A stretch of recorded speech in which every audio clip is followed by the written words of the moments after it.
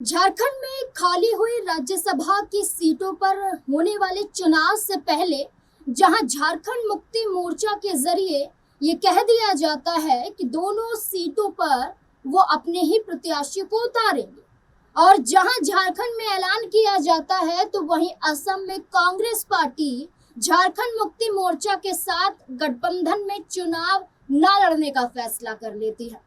Congress party सीटें देने से इनकार कर देती है तो खुद अकेले दम पर झारखंड मुक्ति मोर्चा असम में चुनाव लड़ने के लिए तैयार हो जाती है। कल्पना सोरेन और हेमंत सोरेन की जोड़ी जनसभाओं को संबोधित करते हुए एक अलग ही अंदाज में नजर आती है। हेमंत सोरेन जो क्षेत्र की राजनीति से निकलकर अन्य राज्यों की राजनीति तक पहुंचना चाहते हैं, इसके बाद राष्ट्रीय स्तर तक पहुंचना चाहते हैं, वो हेमंत सोरेन अब असम के बाद पश्चिम बंगाल में भी तैयार हो चुके हैं, जहां कांग्रेस पार्टी को नुकसान पहुंचाने के लिए, भारतीय जनता पार्टी को सत्ता से हटाने के लिए असम में हेमंत सोरेन की भूमिका, झारखंड मुक्ति मोर्चा की भूमिका को अहम माना गया। तो क्या ऐसे ही पश्चिम बंगाल में यही फैक्टर हेमंत सोरेन के जरिए क्या साबित हो पाएगा, और क्या ममता बनर्जी को दे रहे हेमंत सोरेन का साथ क्या पश्चिम बंगाल में भी एक बड़ा बदलाव कर सकता है, और क्या पश्चिम बंगाल में भाजपा सहित कांग्रेस पार्टी को भी नुकसान झेलने को मिल सकता है? इसी से जुड़े हुए तमाम सवाल हैं।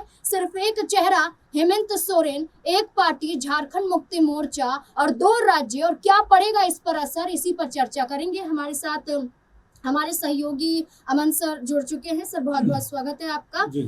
सर, हम लगातार ये देख रहे थे कि झारखंड में सरकार बनाई तो गठबंधन में, लेकिन असम में कांग्रेस पार्टी का ये कह देना कि हम हेमंत सोरेन की पार्टी के साथ गठबंधन नहीं करेंगे, हम अलग ही चुनाव लड़ेंगे। फिर हेमंत सोरेन हार नहीं मानते हैं, बल्कि 19 या 20 सीटों पर वो अपने प्रत्याशी उतार देते हैं, और बड़ा प्रभाव देखने को मिलता है। जो चुनाव प्रतिशत यहाँ पर वोट प्रतिशत निकलकर सामने आता है, बड़ा बदलाव यहाँ पर दिखाई देता है। और अब पश्चिम बंगाल में हेमंत सोरेन और कल्पना सोरेन की जोड़ी देखी जा सकती है। माना जा रहा है कि पश्चिम बंगाल में आने वाले दिनों में प्रचार प्रसार किया जाएगा और कई सीटों पर प्रभाव हेमंत सोरेन के जरिए देखा जाएगा। खुले तौर पर हेमंत सोरेन के जरिए ये भी कहा गया है कि ममता बनर्जी को साथ दिया जाएगा, तो इसका क्या असर देखने को मिल सकता है? देखिए नाज़मीन, हेमंत सोरेन ही नहीं, अगर कांग्रेस पार्टी को देखा जाए तो कई जगह पर ऐसा लगता है कि जो सही फैसले लेने होते हैं उसमें पार्टी चूक जाती है, और ये कहीं ना कहीं कांग्रेस पार्टी के लिए बेहद गंभीर और चिंतनीय विषय है। क्योंकि आप अगर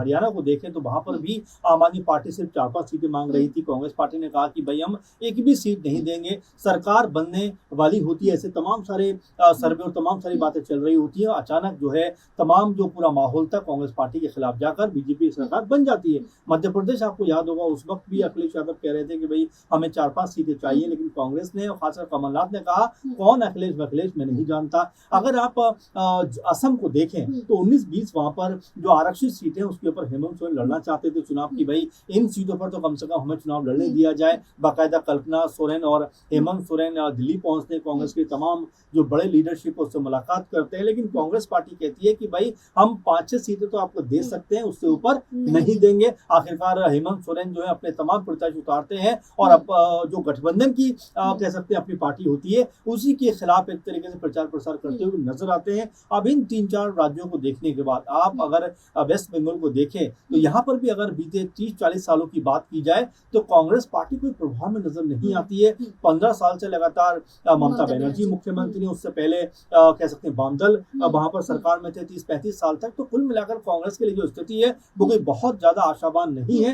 बेहतर होता कांग्रेस पार्टी अगर यहाँ पर ममता बनर्जी के साथ में मिलकर चुनाव लड़ती या कोई और रणनीति बनाती, क्योंकि यहाँ पर चुनाव में जाने से उनको वैसे भी कोई बहुत बड़ा लाभ मिलने वाला नहीं है। आप देखेंगे कोई भी माहौल कांग्रेस पार्टी के पक्ष में बनता हुआ नजर नहीं आता है। जो सीधी सीधी लड़ाई है बीजेपी वर्सेज यहाँ पर ममता बनर्जी दिखाई पड़ती है। तो ऐसे में कांग्रेस पार्टी के लिए ये भी एक कहीं ना कहीं अपने लिए ही नुकसान की चीज होने वाली। दूसरा और महत्वपूर्ण सवाल जो निकल कर आता है हेमंत सोरेन, अब तक आप देखेंगे झारखंड के लिहाज से कि वहां पर मिलकर सरकार चल रही है, जहाँ पर कांग्रेस पार्टी भी है, आरजेडी भी है, जेएमएम भी है और मिलकर सरकार चल रही है। लेकिन क्या अब इन चुनावों के बाद झारखंड का माहौल भी खराब होता हुआ दिखाई पड़ेगा? क्या यहाँ से हेमंत सोरेन जो है अलग रुख अपनाते हुए दिखाई पड़ेंगे? सरयू राय जो जेडीयू से अभी इस बार का जो है विधायक है, वो ये बात कह चुके हैं कि चुनावों के बाद हो सकता है कि गैर बीजेपी और गैर कांग्रेस सरकार यहाँ पर बनती हुई दिखाई पड़ जाए। तो देखिए, संभावनाओं के जो बादल हैं वो लगातार मंडराते हुए नजर आते हैं और इस बात को लेकर इशारा करते हैं कि क्या जो झारखंड में कांग्रेस पार्टी गठबंधन में है, क्या गठबंधन से भी अलग होने वाली है? तो जो रणनीति बन रही कांग्रेस पार्टी की, वो मेरे ख्याल से दूसरों को तो कम लेकिन खुद को नुकसान पहुंचाने का ज्यादा काम करती हुई दिखाई पड़ रही है। बिल्कुल सर, आदिवासी फैक्टर कितना साबित हो सकता है, क्योंकि हमने असम में देखा जहां चाय बागान के जो आदिवासी हैं उनके हक की लड़ाई के लिए खुद हेमंत सोरेन आगे आए। वहां ज्यादातर प्रचार प्रसार किया गया, फोन के जरिए किया गया, शारीरिक रूप से किया गया, लेकिन एक भी मौका हेमंत सोरेन ने नहीं छोड़ा। वहीं पश्चिम बंगाल में माना जा रहा है कि 5 से 6% आदिवासी समुदाय का प्रभाव है, लगभग 10 से ज्यादा सीटों पर प्रभाव देखने को मिलता है।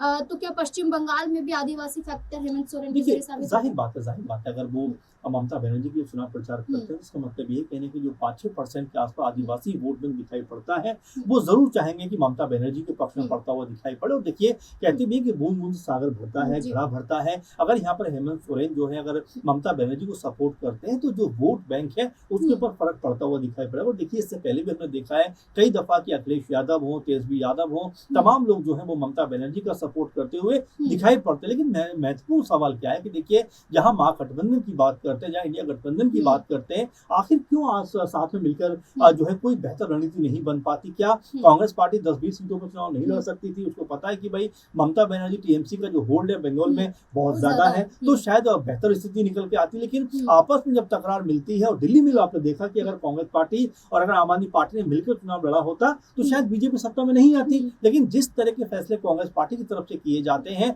और जो उनके बड़ी लीडरशिप है, उनको अब चिंतन करने की जरूर है कि जिन राज्यों में उनका जनाधार अभी नजर नहीं आता है, या तो पहले जनाधार बनाए, लेकिन अगर वो नजर नहीं आता तो बेहतर ये होगा कि उनके ही गुट की अगर कोई पार्टी लड़ रही है तो उनके समर्थन में जाकर अपने लिए माहौल बनाए, साथ में उस पार्टी के लिए माहौल बनाए, तो अपना भी फायदा करेंगे, दूसरों का भी फायदा करेंगे। उसको ऐसे आप समझिए कि जब हम उत्तर प्रदेश की जिक्र करते हैं तो 19 में आई थिंक एक या 2 सीटें कांग्रेस पार्टी के पास में थी, और अगर 24 का देखेंगे आप आंकड़ा, जहां पर अखिलेश यादव के साथ मिलकर चुनाव लड़ते हैं, तो ये आंकड़ा कांग्रेस पार्टी का सिर्फ बढ़कर 6 हो जाता है। तो जब तक आप इस तरह की गठबंधन नहीं करेंगे, जब तक आप इस तरह से लोगों के साथ में नहीं जाएंगे, कोई बड़ा बेनिफिट आपको नहीं मिलेगा। यही वजह है कि बंगाल में भले ही कांग्रेस पार्टी चुनाव में उतरी है, लेकिन आप जरा देखिए कि कोई माहौल उसके पक्ष में नजर नहीं आता। जिस तरह से हेमंत सोरेन ममता बनर्जी का सपोर्ट कर रहे हैं, हो सकता है अखिलेश यादव ममता बनर्जी का सपोर्ट करते हुए कुछ दिनों के बाद रैली करते हुए नजर आ जाएं, तेजस्वी आ सकते हैं, और भी तमाम लोग आ सकते हैं। तो कुल मिलाकर कांग्रेस को अब यहाँ पर सोचने की जरूरत है कि अगर उनको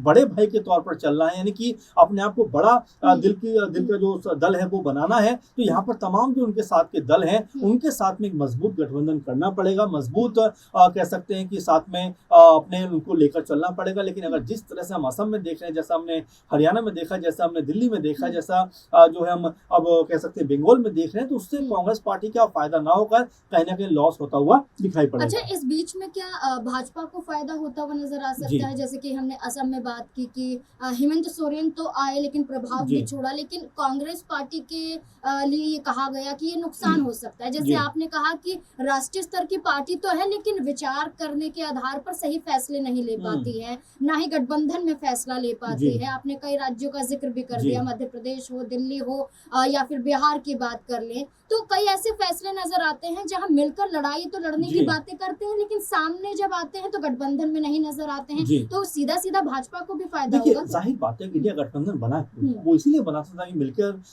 बीजेपी के खिलाफ लड़ाई लड़ी जाए। लेकिन जब जब चुनाव आते हैं, आप देखिए कांग्रेस पार्टी के साथ में या तो बाकी दल नहीं आना चाहते, या कांग्रेस पार्टी बाकी दलों के साथ में नहीं जाना चाहती। इसीलिए कहा जा रहा है कि भाई आप एक साथ तो हो, लेकिन एक साथ दिखाई नहीं पड़ते। और इसी का आपने सही कहा कि फायदा जो है वो बीजेपी को सीधे तौर पर दिखाई पड़ता है। अगर आप देखेंगे, आंकड़ों की ही बात करें तो हरियाणा में 23-24 हजार वोटों का अंतर सिर्फ रहा, जहां पर बीजेपी पावर में आ गई, कांग्रेस पार्टी सत्ता से बाहर हो गई। दिल्ली में आप देखेंगे तो वही 20-25-30 हजार के वोटों का अंतर रहा, जहां पर बीजेपी सत्ता में आ गई, आम आदमी पार्टी बाहर चली गई। तो अगर जब तक आपस का कह सकते हैं कि जो आपस में जो एक जो आपस का तालमेल होना चाहिए, जब तक वो इस तरह का नहीं बनेगा, आप ये मानकर चलिए नाज़मीन कि कांग्रेस पार्टी को फायदा होगा या नहीं होगा तो अलग बात है, लेकिन इससे बीजेपी को फायदा होता रहेगा। अब आप देखेंगे इतनी सारी सीटों पर अगर वोट कटेंगे तो इसका फायदा बीजेपी को होगा। क्या कांग्रेस पार्टी क्या इसके जरिए बीजेपी को फायदा पहुंचा रही, ये भी आरोप लग रहे हैं। तो कुल मिलाकर कांग्रेस पार्टी को अपनी पोजीशन और अपने आप को अब तय करने की जरूरत है, क्योंकि उनको भी पता है कि अभी राज्य स्तरीय चुनावों में कई जगह पर उनकी जो हालत है बहुत मजबूत दिखाई नहीं पड़ती। उनमें बंगाल भी खासकर एक है जहां पर अपने संगठन को, अपने आप को, कांग्रेस पार्टी को मजबूत करने की जरूरत है। और अगर उनको लग रहा है कि भाई यहाँ पर जाकर हमारे लिए कोई बहुत बड़ा बेनिफिट नहीं होने वाला है, तो बेहतर ये होगा कि अपनी सहयोगी पार्टी को समर्थन किया जाए या उनके साथ मिलकर कुछ सीट हासिल करके चुनाव वहां पर लड़ा जाए। बिल्कुल, यहाँ पर जैसे मैंने कहा कि आदिवासियों की जो पहचान है वो 5 से 6% नजर आती है। इसके साथ साथ आप देखिए कि मुस्लिम के बाद दलित और अल्पसंख्यक भी बड़ा प्रभाव पश्चिम बंगाल में डालते हैं। तो सीधे सीधे तौर पर विपक्ष को फायदा हो सकता था अगर मिलकर साथ आते, लेकिन कांग्रेस पार्टी हमेशा से अलग ही अपनी पहचान के साथ लड़ना चाहती है, लेकिन नुकसान झेलना पड़ता है। लेकिन अब देखना होगा कि पश्चिम बंगाल में क्या असर पड़ेगा, क्योंकि 2011 में ममता बनर्जी आई और तब से लेकर अब तक सत्ता में तो है, और ये कहा जा रहा है उनकी पार्टी के जरिए, उनके जरिए और खुद पश्चिम बंगाल में कि फिर से ममता बनर्जी आने वाली है। आपको क्या लगता है कि क्या वाकई ममता बनर्जी फिर से मुख्यमंत्री बनेंगी या फिर इस बार कुछ बदलाव पश्चिम बंगाल में देखने को मिल सकता है? क्या लगता है आपको इस पूरे मुद्दे को लेकर? अपनी राय कमेंट सेक्शन में जरूर दें।